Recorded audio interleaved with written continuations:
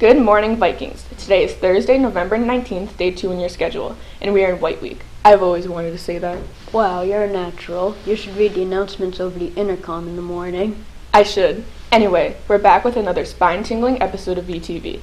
Leading off this morning is an interview with Raleigh resident Stephen Comley, who recently announced that he is running for President of the United States. That's quite an ambitious goal. Sarah Magicomo sat down with Mr. Comley to find out what drives a man from such a small town to run for such a high-profile position. Stephen Comley is the first Raleigh resident to ever run for president. In this exclusive interview with VTV, Mr. Comley talked about his run for presidency and how students could get involved in politics. So, tell me a little bit about yourself. I understand you had a background in farming. I was in business when I was 13 years old. I was raising blue Hubbard squash, 160 ton of it. And my dad, he asked me, he says, do you want to work by the hour or you want to go into business with me? And I decided to go into business with him. So that was really my first experience being in business. So how did you get involved in politics? Well, I was never involved with politics, but I got involved with trying to get our elected leaders to represent us the way that they should. My family's been in the nursing home profession for over 80 years. One of the nurses called me at my office and she says, you gotta come down and see Jean right away. And I said, what's wrong? She said, well, she's almost in tears. She said, Mr. Comley, you know I'm paralyzed. And I said, of course I know. We've been taking care of you for a number of years, Jean. She says, if the Seabrook plant has a meltdown, which is only 10 miles from your nursing home, what's the evacuation plan for me? And I said, I don't know, Jean, but I'll go find out. So I went over the plant and I asked them.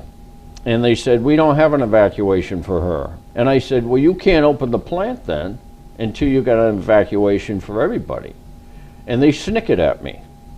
And they said, you got to go see the Nuclear Regulatory Commission. And I said, who are they? Well, they make sure all the plants are safe. And I said, well, it sounds like they haven't been by here lately. My college professors always encouraged me in college to stand up for what I believe in when I know something's wrong. And I know something's wrong here. When the Nuclear Regulatory Commission, a federal government agency, is not protecting the people, then the people are going to stand up and protect themselves. So that's how it all started. So, out of all the issues presented on your platform, nuclear energy is at the top. Why is that? It threatens every other issue. And we can't afford a Chernobyl-like accident or a Fukushima accident in the United States. So, why do you think teens should get involved in the political process? Because it's your future. It's more your future than mine. And you have a responsibility to do that. This woman died knowing the highest officials in the United States felt she was expendable to keep the profits of the industry alive. And everybody could have their grandmother or grandfather in my son's nursing home. How far is the industry and politicians willing to go in Washington to keep this industry alive? There's counterfeit substandard parts in most of the nuclear plants in the United States. Counterfeit substandard parts in nuclear plants in the United States. I'm not surprised to hear that. Why, am I surprised? So, you brought a petition with you today. What is that about, and how can Triton students get involved? Read the petition. If you agree with the petition, then you circulate it through the whole school. And that you're going to stand up for what you believe in. And when our elected officials aren't protecting us like they should, then you're going to get involved. All right. Thank you so much. It's been really nice. Thank you. In running for president, Mr. Comley is taking a stand for things he believes in and encourages students to do the same. The winter sports season will be starting soon, and our Viking athletes will be back at it, representing Triton in spirited competition against our river rivals. And as always, those games and matches will attract a following of rabid fans who have come to be known as the Viking Ship. Jack Fugier found out what keeps the Viking ship afloat. All right, let's do this again. All right, give me a countdown. Go 3, 2, 1, go.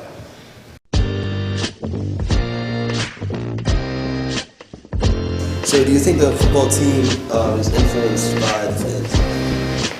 Yeah, I think, they hear a chance out there, we're getting rowdy, like, get the boys getting amped. I don't know, yeah, yeah. I don't think they influence the team because I think practice does that. I think the harder we practice, the better the team gets. But during the game, when everyone's screaming, I think that pumps everyone up pretty well. Well, everyone really depends on their fans when they play a sport, so yeah. Yes, I think the fans change the energy and the level of play of the football team. How many games have you been to, like, for training sports? Been to a good amount. Go to a lot of soccer games. Been to every football game. Getting rowdy. I've been at 20 plus training games this year, and those include field hockey, volleyball, football, boys and girls soccer, and that's about it. Girls soccer game, that was pretty lit. We had a nice fan section going on. It was cool. The best chants? The Big L chant, definitely. Big L, Big L, Big L. The best chance, let's go Vikes. Let's go Vikes, let's go Vikes, let's go Vikes. Do you think we have a respectful chant, like a fan section? Yeah, we're respectful. I mean, we don't talk too much crap. You think we have a respectable fan section? Yes, we do. I think our fan section is very respectful, but it can be less depending on the game. Say, rivalry week against Newburyport or Pentucket. Oh yeah, I think we have a respectable fan section. We get rowdy sometimes, but I think it's all in all pretty good. Who is Triton's #1 fan? Transfer fan. Chuck Frau. He's at every game. Always putting up those Snapchat stories. That's what's good. I have to shout out Chuck Frau on that. Chucky Frau. Let's go Vikes. Alright, thanks, Luke. #1 fan is Chucky Frau. Thanks, Alex. No problem, Baba. So, with interviewees before this, we've asked them who is Triton's #1 fan, and each and every one of them said Chuck Frau. So, in your opinion, who do you think is Triton's best fan? Easily me. I've been to 20 plus games, that speaks a lot right there. There's nothing more annoying than buying that tall iced coffee from Dunk's in the morning, only to have the melting ice cubes turn it into a diluted and flavorless brew by the end of first period. But what can be done about it? Kayla Collins figured out a solution and shares it with us in today's life hack.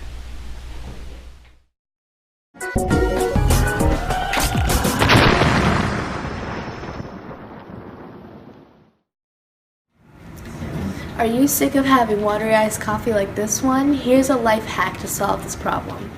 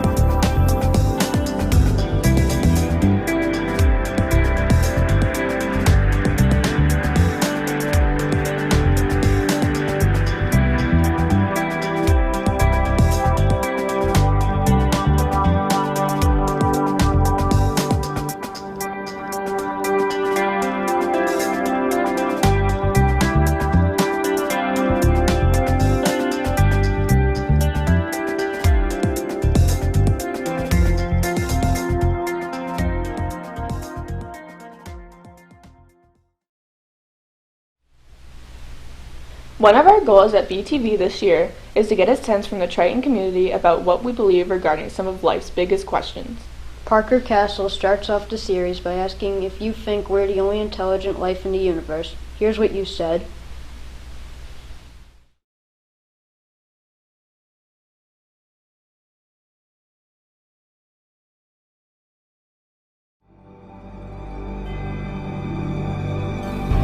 One question that humans have pondered for centuries is, are we the only intelligent beings in the universe? What do you believe, Triton? I do believe that we are the only ones. I have no clue. Oh God, no. No. I think that humans exist on this planet, but there's other intelligent life out there. There's so many planets just like Earth. Because none of the other planets have enough atmosphere to be able to create other life, unlike ours. There's no water, there's no plants, no sun really. So ours is the only one that can actually hold life. Maybe there's some aliens or something in Mars or something like that. Yeah, I have no idea though. I don't think that there's only one universe. I think there's like a bunch more. Because in that infinite space in which the Big Bang occurred, couldn't somewhere off like an infinite number of miles elsewhere have had another Big Bang? We only see so far and don't know anything. We are like something smaller than something else can comprehend. Like there's things that we can't comprehend even smaller than we even know. And what happens when the universes collide? Are we going to gain the intelligence and knowledge of that adjacent universe? Are we going to just implode in on ourselves? Will we even live long enough to see the day? Will the human race even exist for such long? Or will it be dogs that finally discover this adjacent universe? These questions can't be answered yet. I have no clue. That's my answer. That's my final answer. Thank you. The majority of Triton students seems to believe that there is life somewhere else on this universe. Although we may never know for sure in our lifetime, scientists are making new discoveries every day. And maybe one day, under one of those space rocks, they'll make the discovery we've all been waiting for.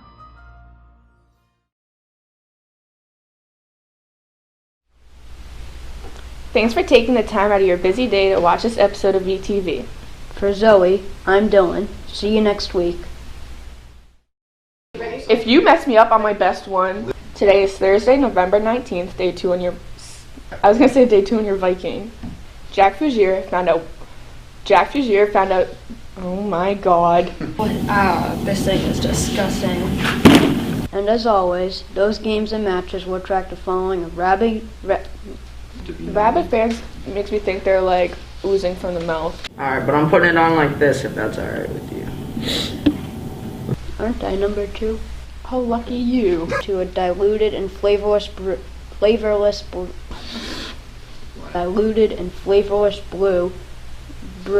Yeah. You almost ruined everything. Crap, I have a test next period. Let's go walking. I can breathe. Dude, I couldn't breathe. I need to take a shower, dude.